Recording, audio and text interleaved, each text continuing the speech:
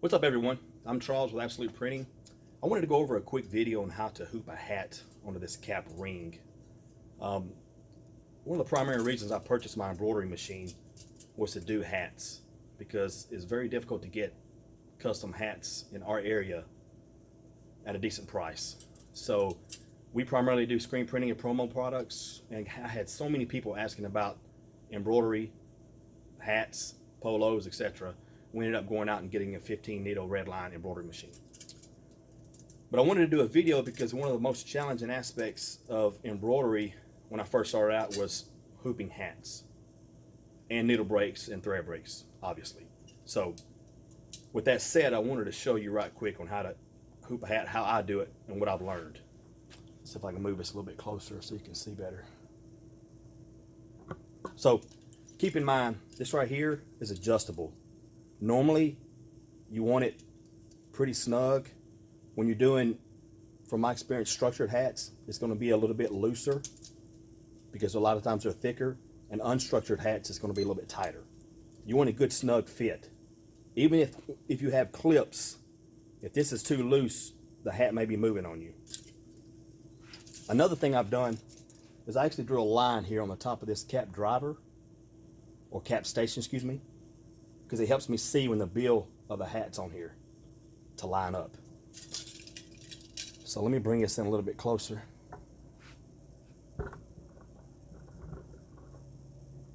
So you can actually see. It's pretty simple. You got 3 clips here, or 1 clip here, there, and 1 at the bottom here. Where's that? Right there. Make sure all of them are clipped together. This is an unstructured hat, real loose. Normally I would put 1 piece of backing on this hat. If you're doing structured hats, you don't really need any kind of backing. You want to pull this sweatband up. That's going to go underneath this little lip here. So once you get it pretty much where you want, this middle, I do it to the left a little bit, because when you pull this tight, it's going to move to the right. So hold it here with your index finger, bring your other hand down, and pull it tight with the bottom. That way it stays snug. Bring this around and clip it on the right hand side. You also want to get on top of it and make sure it's lined up closely.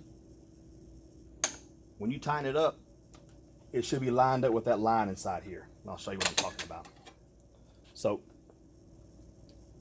this should be lined up with, there's a little line in here. Like I said, it's very difficult to see, which is why I actually put a little mark right here. But one of the issues I've seen people do is when you put this hat onto this hoop right here, sometimes you'll see one side off a little, up a little bit like that, or maybe even over a little bit like that. So every time I hoop it, when I pull it off, I'll double check to make sure these are lined up. As you can see here, they're not really, the hat can actually go left a little bit. So what I'll do is I'll put it on here. I'll just snug it a little bit to the left, because I still have it pretty tight, but not tight enough where I can't move my hat. Another thing people will do is they'll put your clips on the bottom. I do that. I can't really tell that it helps out much, but I still do it just to be on the safe side. Clip on the left. Oop. Clip on the right.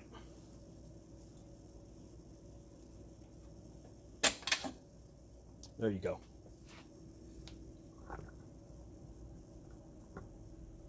At the end of the day, this ended up being one of my most challenging parts of embroidery, is hooping hats. Because when you put this on the machine, my biggest problem was the bill was hitting the back guard. And when that bill hits the back guard, it pulls a hat. If you got a needle in there, you end up with needle breaks, your thread breaks. I mean, it's just all kind of crazy stuff. But once you get used to it, it becomes a lot easier. Again, not much to it once you get used to it. Good luck. If you got any questions, let me know. Like, subscribe. I'm going to start doing a lot more videos because it helps me out as much as it does you guys, because I love helping people. All right, thanks. Have a good one.